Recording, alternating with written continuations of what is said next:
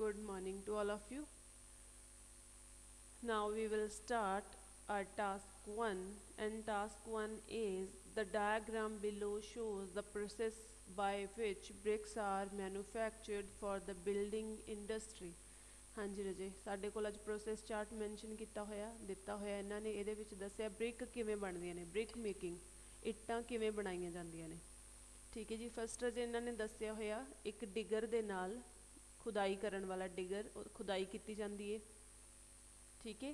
मिट्टी पुट ली जाती है डिगर दे नाल क्ले इन्हां ने मिट्टी नूं किया होया पुट ली जाती है फिर इनू की किया जाता रजे सारी मिट्टी नूं पास किया जाता मैटल ग्रिड ते ਇਹਦੇ ਵਿੱਚ ਕੀ ਹੁੰਦਾ ਰਜੇ ਜਿਹੜੇ ਵੱਡੇ ਪੀਸ ਹੁੰਦੇ ਆ ਮਿੱਟੀ ਦੇ ਜਾਂ ਖੁਦਾਈ ਕਰਦੇ ਆ ਜਿਹੜੀ ਉਹਦੇ ਨਾਲ ਜਿਹੜੇ ਵੱਡੇ ਪੀਸ ਹੁੰਦੇ ਰਜੇ ਉਹਨੂੰ ਸ਼ਾਰਟ ਪੀਸਿਸ ਦੇ ਵਿੱਚ ਕਨਵਰਟ ਕਰ ਦਿੱਤਾ ਜਾਂਦਾ ਪੀਸ ਕਰਕੇ ਉਹਦੇ ਛੋਟੇ ਤੇ ਉਹਨੂੰ ਰੋਲਰ ਦੇ ਉੱਤੇ ਸੈਂਡ ਕਰ ਦਿੰਦੇ ਨੇ ਤੇ ਰੋਲਰ ਦੇ ਉੱਤੇ ਸੈਂਡ ਕਰਨ ਤੋਂ ਬਾਅਦ ਰਜੇ ਇਹਦੇ ਵਿੱਚ ਸੈਂਡ ਪਲੱਸ ਵਾਟਰ ਮਿਕਸ ਕਰ ਦਿੱਤਾ ਜਾਂਦਾ ਇਨ ਕਲੇ ਠੀਕ ਹੈ ਜੀ। ਕਲੇ ਦੇ ਵਿੱਚ ਮਿਕਸ ਕਰ ਦਿੱਤਾ ਜਾਂਦਾ ਰਜੇ ਫਿਰ ਜਿਹੜਾ ਇਹ ਮਿਕਸਚਰ ਬਣ ਜਾਂਦਾ ਇਹਨੂੰ ਦੋ तरीकों के थ्रू ब्रिक बनाई जाती है। फस्ट इनू मोल्ड दे विच सेंड कर दिता जाता है जिहड़ी कि रजे ब्रिक की शेप दी जाती है ये बॉक्सिस वगैरह इन्हां दे विच मिट्टी पा दी जाती है जिहड़ा मिक्सचर है उहदे नाल ब्रिक की शेप बन जाती है जां फिर रजे वो कहते वायर कटर दे नाल इनू ब्रिक की शेप दी जाती है ठीक है रजे। फिर ये जदों इन्हां नूं शेप दी जाती है ये ब्रिक अगे रजे ड्राइंग ओवन दे विच सेंड कर दित्तियां जांदियां ने जिहदे विच उहनां नूं सुका लिया जाता है। ਇਹਦੇ ਵਿੱਚ 24 to 40 ਆਵਰਸ ਦੇ ਲਈ ਰੱਖਿਆ ਜਾਂਦਾ ਹੈ 2 ਦਿਨ ਦੇ ਲਈ ਬਣੇਗਾ 48 ਦਾ 2 ਦਿਨ ਦੇ ਲਈ ਇੱਥੇ ਸੁਕਾ ਲਿਆ ਜਾਂਦਾ ਹੈ। ਫਿਰ ਅੱਗੇ ਇਹਨੂੰ ਰਜੇ ਅੱਗੇ ਕਿਲਨ ਦੇ ਕੋਲ ਸੈਂਡ ਕਰ ਦਿੱਤਾ ਜਾਂਦਾ ਕਿਲਨ ਰਜੇ ਹੁੰਦੇ ਨੇ ਓਵਨ ਹੀ ਹੁੰਦੇ ਨੇ ਇੱਕ ਹਿਸਾਬ ਦੇ ਜਿਹਦੇ ਤੇ ਇੱਟਾਂ ਨੂੰ ਪਕਾਇਆ ਜਾਂਦਾ ਹੈ। ਇੱਥੇ ਰਜੇ ਟੈਂਪਰੇਚਰ ਅਲੱਗ-ਅਲੱਗ ਨੇ ਦੋਵਾਂ ਕਿਲਨ ਦੇ। ਫਸਟ ਦਾ ਮੋਡਰੇਟ ਹੋਏਗਾ 200 ਡਿਗਰੀ ਸੈਲਸੀਅਸ ਟੂ 980 डिग्री सैलसीयस। फिर दूसरे ते सेंड कर दिता जाएगा रजे जिथे टैंपरेचर हाई है वह टैंपरेचर है 870 डिग्री सैलसीयस टू 1300 डिग्री सैलसीयस ठीक है जी। इत्थे इन्हां नूं पका के रजे अगे कूलिंग चैंबर ते सेंड कर दिता जाता जिथे उन्हां नूं ठंडे कर लिया जाता बन जांदियां फिर उस तो बाद इन्हां नूं पैक करके अगे डिलीवर जिथे इंडस्ट्री की बिल्डिंग हो रही है उत्थे इन्हां नूं सेंड कर दिता जाता रजे ठीक है। ਹੁਣ ਤੁਸੀਂ ਇਹਨੂੰ ਕਿਵੇਂ ਲਿਖ ਸਕਦੇ ਰਜੇ ਡਿਗਰ ਤੋਂ ਤੁਸੀਂ ਇਹਨੂੰ ਲਿਖ ਸਕਦੇ ਹੋ the first step of brick manufacturing is digging the clay with a large digger next the clay is placed into a metal grid which removes oversize of pieces and dropped into large roller ਠੀਕ ਹੈ ਰਜੇ। ਫਿਰ ਕੀ ਹੋ ਰਿਹਾ sand and water are added to clay and this mixture is kept into mold or use wire cutter for giving the shape of brick.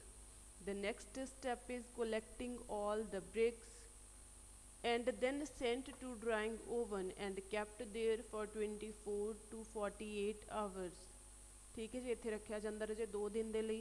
फिर की हुंदा after that they are transferred to two kilns. One has moderate temperature which is एना जिन्ना भी इन्हां लिखा है जे 200 डिग्री सेल्सियस and एना and another has a higher temperature which is एना जिन्ना भी है ठीक है।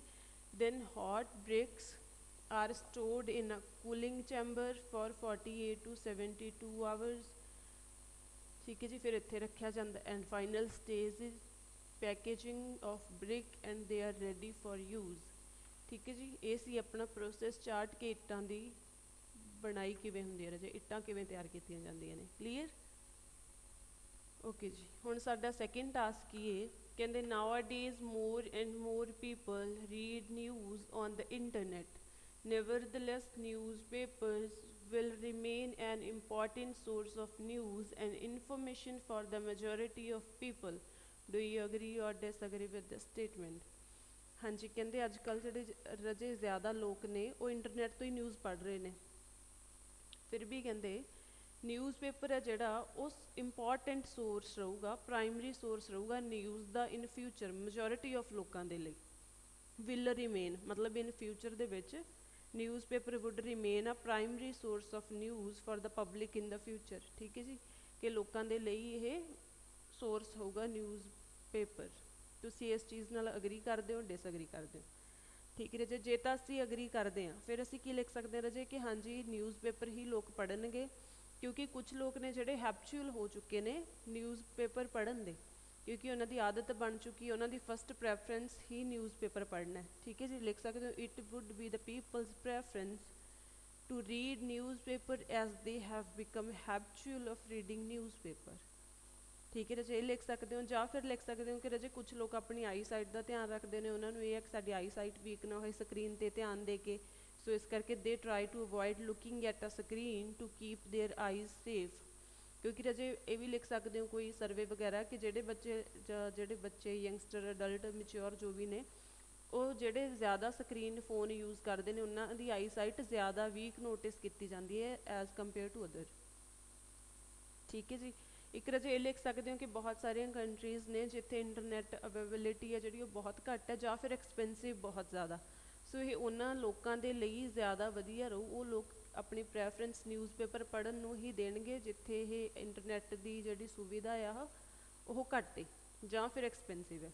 There are so many countries where internet is expensive, so it is cheaper for the poor people to read newspaper. ठीक है रजे, ये उन्होंने लिए ज़्यादा वधिया आ। या फिर लिख सकते हैं कि रजे जोड़े अजकल ओल्ड पीपल ने उन्होंने नहीं पता टैक्नोलॉजी किवें यूज़ करनी है। ठीक है, older people do not have knowledge about internet कि इनू किवें चलाना है, किवें न्यूज़ कढ़नियां ने, या फिर उन्होंने इंग्लिश के वर्ड टाइप नहीं करने आते। सो इतने बहुत सारिया प्रॉब्लम्स ने, सो जोड़े वो पीपल ने वो हमेशा न्यूज़पेपर पढ़न ही प्रैफरेंस देंगे। ठीक है रजे, ये सी अपने अग्री दे पॉइंट। जे असी डिसअग्री हो रहे हैं रजे फिर की लिख रहे हैं कि ऑनलाइन लोग ने जोड़े वो ऑनलाइन न्यूज़पेपर नू प्रैफरेंस देंगे। क्यों? क्योंकि एक तरह जे it is up to date and convenient to read. एक तरह जे की है अप टू डेट रेंदे ने लोग, लेटेस्ट न्यूज़ जिहड़ियां हुणे इंस्टेंट अपडेट हो रही ने सारियां वो पढ़ सकते हैं, जो कि traditional newspaper get updated only once a day.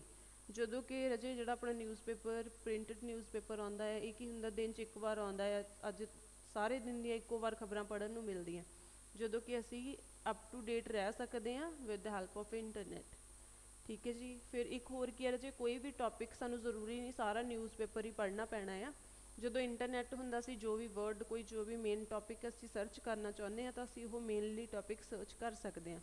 Finding information online is easy because one can easily search any topic and read instant updates. ठीक है रजे, वो कदों भी कोई भी न्यूज़ पढ़ सकते हैं। होर असी की लिख सकते हैं रजे कि ये वीडियोज़ अवेलेबल होंगी, मतलब कोई भी क्राइम कह लो, कोई भी इंटरस्टिंग टॉपिक कह लो, वो नाल लिखिया होंदा ते नाल उहदियां फोटोज़ ते वीडियोज़ भी अवेलेबल होंदियां, जिहदे नाल कि बच्चों का लोगों का इंटरस्ट ज़्यादा वधदा है इस तरफ। ठीक है, ये लिख सकते हो तुसीं। एक रजे असी लिख सकते हैं कि अजकल जिहड़े लोग ने वो ज़्यादा पढ़े लिखे ने, सो इन द फ्यूचर उन्होंने नॉलेज हो, क्योंकि जोड़ा भी ये न्यूज़पेपर बनाए जाते हैं प्रिंटेड पेपर नाल ये रजे सारे ट्रीज़ तो बनाए जाते हैं, सो वो डिफोरेस्टेशन अवॉइड करनगे, कटिंग द ट्रीज़ अवॉइड करनगे कि दरख्त ना कट्टे जान। सो की करनगे इंटरनैट नू ही प्रैफरेंस देणगे अपने न्यूज़ वगैरह पढ़न दे लई। ठीक है रजे, सो प्लीज़ ये एक्सटेंट वाला नहीं, तुसीं ये नहीं लिखना कि अगरी डिसअगरी, मैं फुली हाँ, मैं पार्शियल हाँ, मैं इदा ये फुली अगरी होना पऊ, स्ट्रोंगली अगरी और स्ट्रोंगली डिसअगरी। ठीक है, दोवें साइड नहीं जा सकते रजे, क्योंकि एक्सटेंट वाला ऐसे नहीं है ये। ठीक है जी, एक कई बच्चे की करते हैं रजे एग्जाम्पल देंगे personal, my father this, he is this. International example देनी होंगी है जी कि किसी या तो ऑर्गेनाइजेशन नाल होवे या कोई सर्वे होए, इंटरनैशनल एग्जाम्पल दई दी है, पर्सनल एग्जाम्पल नहीं देनी किसी ने भी। क्लीयर है जी? हाँ जी, so you can start your writing task.